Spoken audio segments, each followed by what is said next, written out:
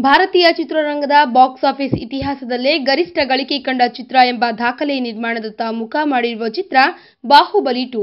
ಇಂತಹ ಚಿತ್ರದ ನಿರ್ದೇಶಕ ಎಸ್ ರಾಜಮೌಳಿ ಅವರ ಸಂಭಾವನೆ ಕೇಳಿದ್ರೆ ಬೆಚ್ಚಿ ಬೀಳ್ತೀರಾ.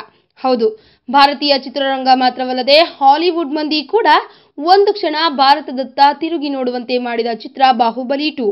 ಚಿತ್ರ ಬಿಡುಗಡೆಯಾದ ದಿನಾಂಕದಿಂದ ಈವರೆಗೂ ಅಂದರೆ ಸತತ 5 ದಿನಗಳ ಅಂತ್ಯಕ್ಕೆ ಬಾಹುಬಲಿ 2 ಚಿತ್ರ ವಿವಿಧ ಭಾಷೆಗಳಲ್ಲಿ ಸುಮಾರು 650 ಕೋಟಿಗೂ ಅಧಿಕ ಸಂಗ್ರಹ ಮಾಡಿದೆ.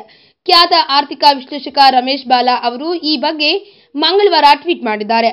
ಬಾಹುಬಲಿ 2 ಕೇವಲ 4 ದಿನಗಳಲ್ಲಿ 625 ಕೋಟಿ ಗಳಿಸಿದೆ. ಭಾರತದಲ್ಲಿ 490 ಕೋಟಿ, ಸಾಗರೋತ್ತರ ರಾಷ್ಟ್ರಗಳಲ್ಲಿ 135 ಕೋಟಿ ಸೇರಿ ಒಟ್ಟು 625 ಕೋಟಿಯನ್ನ ಬಾಹುಬಲಿ 2 ತನ್ನ ತೆಕ್ಕೆಗೆ ಬಾಚಿಕೊಂಡಿದೆ ಎಂದಿದ್ದಾರೆ. ಇನ್ನು ಈ ಸೂಪರ್ ಹಿಟ್ ಚಿತ್ರದಲ್ಲಿ ನಟಿಸಿದ ನಟ ನಟಿಯರ ಗಳಿಕೆ ಎಷ್ಟು ಎಂಬ ಕುತೂಹಲದ ಮಾಹಿತಿ ಇದೀಗ ಬಹಿರಂಗವಾಗಿದ್ದು, ಸಿನಿಮಾ ಸುದ್ದಿಯ ವೆಬ್ಸೈಟ್ ಒಂದರ ವರದಿಯ ಪ್ರಕಾರ ಚಿತ್ರದ ನಾಯಕ ನಟ ಬಾಹುಬಲಿ ಪಾತ್ರಧಾರಿ ಪ್ರಭಾಸ್ಗೆ ಈ ಚಿತ್ರಕ್ಕಾಗಿ 25 ಕೋಟಿ ಸಂಭಾವನೆ ಪಾವತಿಸಲಾಗಿದೆಯಂತೆ. ಅಂತೆಯೇ ಚಿತ್ರದ ವಿಲನ್ ಬಲ್ಲಾಳದೇವ ಪಾತ್ರಧಾರಿ ರಾಣಾ ದಗ್ಗುಬಾಟಿ ಅವರಿಗೆ 15 ಕೋಟಿ, ಕಟ್ಟಪ್ಪ ಖ್ಯಾತಿಯ ಸತ್ಯರಾಜ್ಗೆ 2 ಕೋಟಿ, ಶಿವಗಾಮಿ ಪಾತ್ರಕ್ಕಾಗಿ ರಮ್ಯಕೃಷ್ಣ ಅವರಿಗೆ 2.5 ಕೋಟಿ, ದೇವಸೇನಾ ಪಾತ್ರಧಾರಿ ಅನುಷ್ಕಾ ಶೆಟ್ಟಿಗೆ ಹಾಗೂ ಅವಂತಿಕಾ ಪಾತ್ರಧಾರಿ ತಮನ್ನಾ ಭಾಟಿಯಾಗೆ ತಲಾ ರು. 5 ಕೋಟಿ ಸಂಭಾವನೆ ಪಾವತಿಸಲಾಗಿದೆ ಎಂದು ವರದಿ ತಿಳಿಸಿದೆ.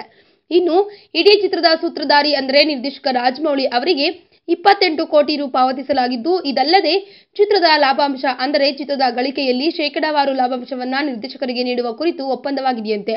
ಅಂದರೆ ಅನುಪಾತದಲ್ಲಿ ಒಪ್ಪಂದವಾಗಿದ್ದು, ಅದರಂತೆ ಚಿತ್ರ ಗಳಿಸುವ ಲಾಭಾಂಶದಲ್ಲಿ ಹಣದಲ್ಲಿ ನಿರ್ದೇಶಕ ರಾಜಮೌಳಿ ಅವರಿಗೆ 1/3 ಪ್ರಮಾಣದ ಹಣವನ್ನ ನೀಡಲಾಗುತ್ತಿದೆಯಂತೆ. ಒಂದು ಅಂದಾಜಿನ ಪ್ರಕಾರ ಈ ಹಣ 100 ಕೋಟಿ ದಾಟುತ್ತದೆ ಎಂದು ವರದಿಯಲ್ಲಿ ಹೇಳಲಾಗಿದೆ. ಈ ಮೂಲಕ ಇಡೀ ಭಾರತೀಯ ಚಿತ್ರರಂಗದ ಇತಿಹಾಸದಲ್ಲೇ ನಿರ್ದೇಶಕ ಎಸ್ ರಾಜಮೌಳಿ ಅತಿ ಹೆಚ್ಚು ಸಂಭಾವನೆ ಪಡೆಯುವ ನಿರ್ದೇಶಕ ಎಂಬ ಖ್ಯಾತಿಗೆ ಪಾತ್ರರಾಗಲಿದ್ದಾರೆ. ಈ ವಿಡಿಯೋ ಬಗ್ಗೆ ನಿಮ್ಮ ಅನಿಸಿಕೆ ಹಾಗೂ ಅಭಿಪ್ರಾಯಗಳನ್ನು ನಮ್ಮ ಕಮೆಂಟ್ ಬಾಕ್ಸ್ನಲ್ಲಿ ತಿಳಿಸಿ. ಈ ವಿಡಿಯೋನ ಲೈಕ್ ಮಾಡಿ, ಶೇರ್ ಮಾಡಿ ಹಾಗೂ ಸಬ್ಸ್ಕ್ರೈಬ್ ಮಾಡಿ.